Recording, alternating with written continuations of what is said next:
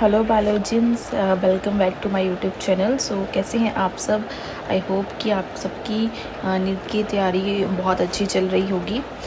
सो आज हम जो है क्लास 11th का प्लेटीहेल्मिन्थेस चैप्टर रिवाइज़ करेंगे।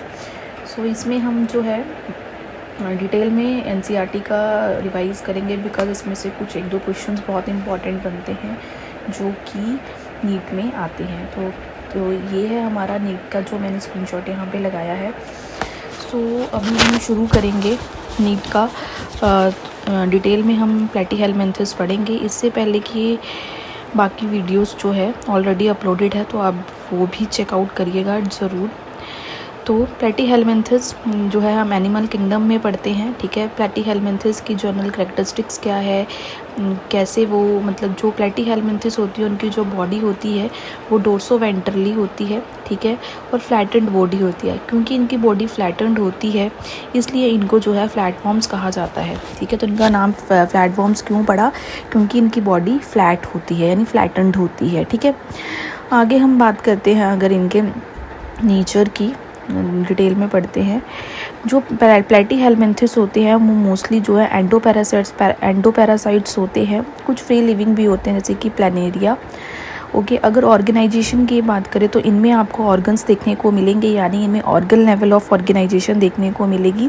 अब इसमें क्या हुआ, टिश्यू से ऑर्गन्स बनना शुरू हुए। तो सबसे पहले हमें organ level of organisation platyhelminthes में देखने को मिलती है, जैसे कि ब्रेन, आई, इंटेस्टाइन, माउथ, ये सब ऑर्गन्स की इसमें डेवलपमेंट देखने को आपको मिलेगी।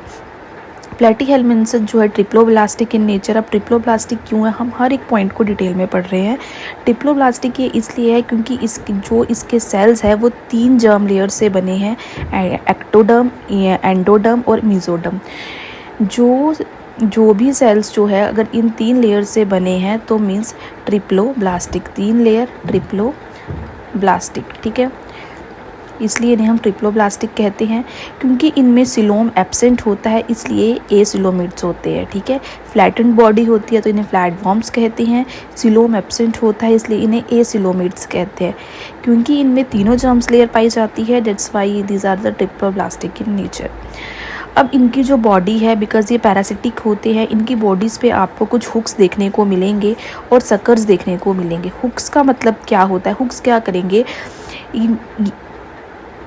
होस्ट से अटैच होने में हेल्प करेंगे। अगर इन्होंने होस्ट के साथ अटैच होना है तो अटैचमेंट में ये हेल्प करेंगे। सक्कर्स क्या करेंगे, होस्ट की बॉडी से न्यूट्रिएंट्स एब्जॉर्ब करने के लिए सक्कर्स का यूज़ करेंगे। ये सबसे इम्पॉर्टेंट क्वेश्चन अब आगे बनता है ऑस्मो रेगुलेशन और एक्सक्रीशन। स्टूडेंट्स, इनके अंदर जो है स्पेशल सेल्स होते हैं जिन्हें हम फ्लेम सेल्स कहते हैं, ठीक है। अब ये जो फ्लेम सेल्स है ये सबसे इम्पॉर्टेंट है कि फ्लेम सेल्स किस में पाए जाते हैं। फ्लेम सेल्स हम पढ़ते हैं प्लेटीहेल्मिन्थेस में, जो कि एक्सक्रीशन में हेल्प करते हैं। These cells have a cluster of सीलिया resembling a flickering flame. इनकी जो सेल्स होते हैं उनमें बहुत सारे सीलियास प्रेजेंट होते हैं, ठीक है। द फ्लूइड गेट फिल्टर, जो भी फ्लूइड होता है वो सीलिया से फिल्टर होता है इन द फ्लेम सेल, जो कि फ्लेम सेल्स में जो सीलिया होंगे, जो भी फ्लूइड होगा वहाँ से फिल्टर होगा और जो वेस्ट कलेक्ट होगा टिब्यूल्स में वो एक्सपेल आउट बॉडी से हो जाएगा, ठीक है। अगर रिप्रोडक्शन की बात करें तो इसमें एसेक्सुअल मोड ऑफ रिप्रोडक्शन हमें देखने को मिलती है। प्लेनेरिया एक ऐसा जो फ्लैटवॉर्म है जिसमें हाई रीजनरेशन एबिलिटी है। ये वाला क्वेश्चन भी काफ़ी इम्पॉर्टेंट है, ठीक है। तो आप देख सकते हैं कि कैसे प्लेनेरिया जो है डिवाइड होता है। देखो, फ्रेगमेंटेशन होती है प्लेनेरिया में और उसके बाद बहुत सारे डॉटर प्लेनेरियाज बनते हैं। आपको इसमें सेक्सुअल मोड ऑफ रिप्रोडक्शन भी देखने को मिलती है, क्योंकि इसमें सेक्सेस अलग नहीं होते हैं, ये हार्मोफ्रोडाइट्स होते हैं। ये क्रॉस फर्टिलाइजेशन होती है, मेल गैमेट और फीमेल गैमेट जो है फ्यूज़ होते हैं, जाइगोट बनता है और फिर आगे हमें डॉटर फ्लैटवॉर्म्स देखने को मिलते हैं। कुछ टेपवॉर्म्स में आपको सेल्फ फर्टिलाइजेशंस भी देखने को मिलती है। फर्टिलाइजेशन बॉडी के अंदर होती है इसलिए इसमें आपको इंटरनल फर्टिलाइजेशन देखने को मिलती है। तो इसमें कुछ एग्जांपल्स है टेपवॉर्म, जिसे हम टीनिया कहते हैं, लीवर फ्लूक, फेशियोलिया और प्लेनेरिया। तो ये था हमारा प्लेटीहेल्मिन्थेस, बहुत ही छोटा सा टॉपिक जो कि बहुत इंपॉर्टेंट है। तो मैं आपको बता दूं कि इसमें से मेन जो नीट में क्वेश्चंस पूछे जाते हैं वो क्या है। एक तो मेन क्वेश्चन है फ्लेम सेल्स क्यों यूज़ होते हैं। फ्लेम सेल्स इनके एक्सक्रीशन में यूज़ होते हैं। मेन क्वेश्चन ये पूछा जाता है कि फ्लेम सेल्स हम कौन से फाइलम में पढ़ते हैं, तो वो है प्लेटीहेलमिन्थस। ठीक है, नेक्स्ट है प्लिनेरिया में क्या है, हाई रीजनरेशन कौन सी कैपेसिटी है। प्लिनेरिया में जो है आपको हाई रीजनरेशन कैपेसिटी देखने को मिलती है, तो ये भी जो है बहुत ही इम्पॉर्टेंट है। ठीक है, हाई रीजनरेशन कैपेसिटी जो है आपको प्लिनेरिया में देखने को मिलेगी, तो ये बहुत ही इम्पॉर्टेंट लाइन है। ठीक है, ये इम्पॉर्टेंट है एक तो आपकी लाइन।